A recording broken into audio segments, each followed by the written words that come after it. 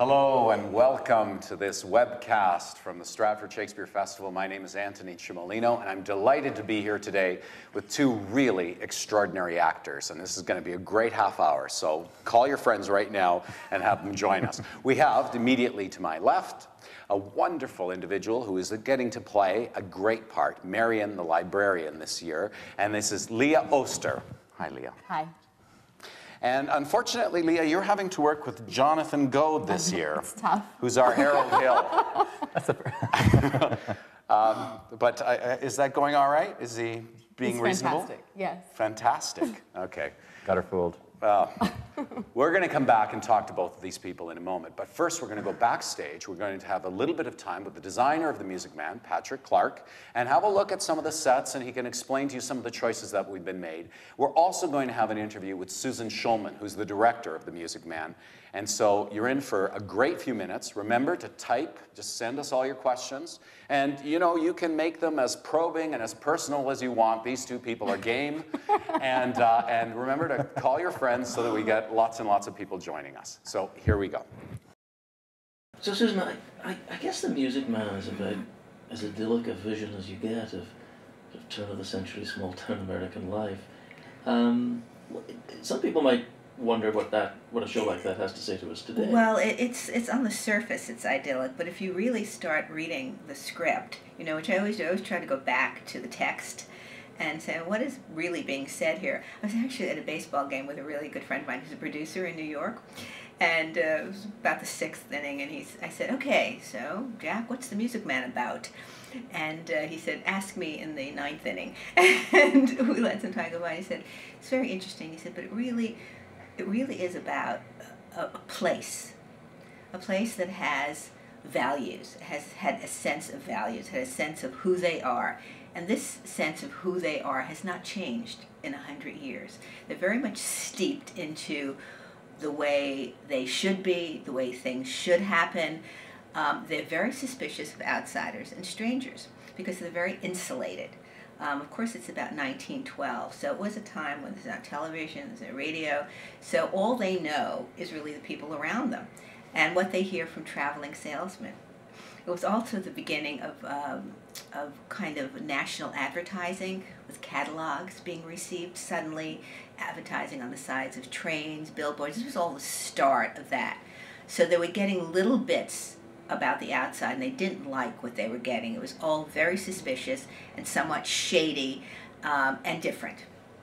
And you know this right away because there's a song that could on the surface be a Happy Villager piece called Iowa Stubborn, but it really is, this is who we are, this is who we have been, and this is how we shall remain. So it really sets up the issues right there from the start. And the other thing that I discovered, which is really wonderful, working on the piece, it's probably the first white rap musical ever written. You know, it really is. I mean, the whole opening number is rap, and very modern, way ahead of its time. And Harold's first number is all rap. Trouble is all rap, way, way ahead of its time. And I think it's interesting that the year that Music Man opened on Broadway was the same year that West Side Story opened on Broadway. Two very, very different musicals, but two very innovative musicals. And I think people who look at Music Man as being kind of old-fashioned forget how ahead of its time it really was in its musical structure. Really, really is. And that's great for us to discover today. And how hard it is. I mean, that is just hard stuff to do. We don't fall into that easily. For many of our patrons, I mean, Jonathan Goad is known as a classical actor, Shakespearean actor. He's done Tennessee Williams.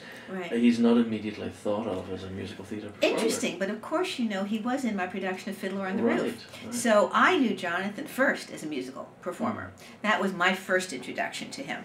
And he's very musical. He has a lovely singing voice. And in Fiddler, because he was playing a Russian, the Russians were required to do quite a bit of dancing in that show. And I remember Michael saying to him at that time, Jonathan, you know, you don't have to be in these numbers, but if you want to really try, well, he said, no, I'm doing it. I'm doing them. And he worked his little feet off. So it's wonderful here in Stratford because you get the ability to work with really, really fine classical actors doing musicals. And, you know, I've always felt that musicals and classics are closer together than they are far apart, because there's a kind of bigger-than-life quality to both of them and a grand passion to both of them. And I think that classical actors do very well in musicals because of that. We discovered Leah in an audition. She had done some shows in Toronto. She played leads in the Guys and Dolls production there, and she came very highly recommended. And you know, the part of Marian is a very hard sing, and not many people realize that. It's written very low in the female register, and yet it has huge jumps. And I mean, My White Knight has to be one of the hardest songs to sing. And anytime a young person does it for an audition, I say to them, don't do that song. Don't do it. I know 2 people who can sing it, you know, and not go into different voices because of the way it sits. And Leah was truly, when she sang it for her audition, and we just went, wow. I mean, she had no problems with that song at all, negotiating it in her voice. And she's got a beautiful coloratura, but she also has a very strong chest voice. And that's what Marian needs. The thing about Stratford is it's always about the work. It's all about the work. And when you do commercial theater, sometimes it becomes about other things. I mean, it can't help but be that. The other thing that's of terrific value to a director is that everything is on site. So I can get a call, and they'll go, Susan, can you come over to the shop and look at the footbridge, which happened here just last week. So head person in the shop said, we really need Susan to look at the footbridge because we're about to send it into paint. We want to make sure it's exactly the way she wants it.